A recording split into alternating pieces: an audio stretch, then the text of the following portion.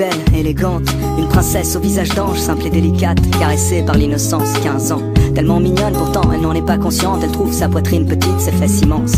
Elle se fait des tripes, elle pense qu'il faut qu'elle change. Elle voudrait se sentir unique, mais elle se sent juste différente. Elle se déteste, elle noie dans les complexes. Ses copines ne parlent que de sexe et elle stresse parce qu'elle est encore vierge en secret. Chaque soir, elle rêve du prince charmant, même si elle sait que ce genre d'histoire n'arrive que rarement. Et avec le temps, en elle s'installe le doute. Alors elle prie que Dieu l'écoute. Mais les jours passent, le chagrin grandit. Et tous les garçons qu'elle aime plaisent aussi à sa meilleure amie. Amie d'enfance, amie de cœur, amie pour toujours. Ouais, le genre d'ami qui te trahit pour une histoire d'amour.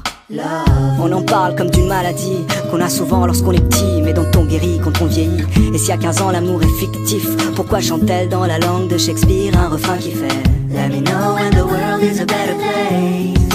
Maybe then I'll come back. Now I'm going to outer space, looking for another place to crash. Let me know when the world is a better place. But now you have to let me go. I'll meet you there on the patio where Juliet met Romeo. Il est pisse, enfin c'est ce que ses amis disent. Le genre de gosse qui n'aimait que des ondes positives. 16 piges, si romantique. Pas le type classique qui ne pense qu'avec sa tête. Enfin comme tous les mecs qui pensent tout le temps au sexe. Mais ça n'empêche que son rêve est de trouver Juliette. Mais plus il cherche et plus l'espoir faiblit. Et l'on oublie le sens de la vie.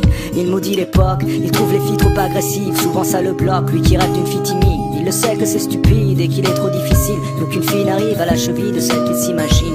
Roméo, Roméo, devant l'ordi et ses jeux vidéo, jusqu'au bout de la nuit à faire le tri de tous ses idéaux.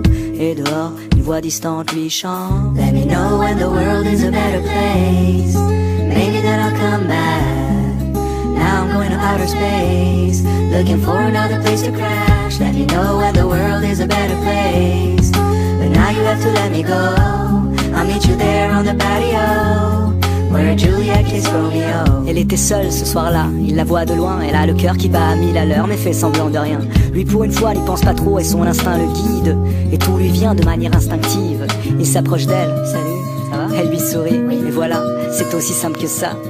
À quoi bon chercher des prétextes quand il suffit d'un mot, d'un geste, et le destin fait le reste. Ils passent la nuit à se raconter leur vie, à s'enlacer, faire l'amour, s'embrasser à l'infini. Finally, les deux se sentent vivre, elles écrivent un nouveau chapitre du livre. Juliette et Roméo, Roméo et Juliette, sans fin tragique, une histoire si parfaite.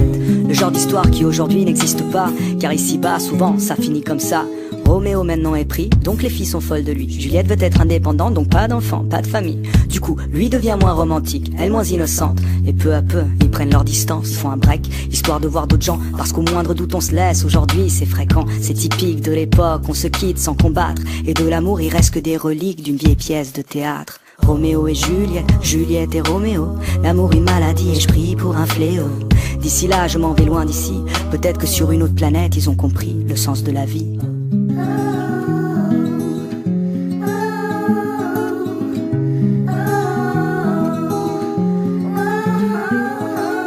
Let me know when the world is a better place.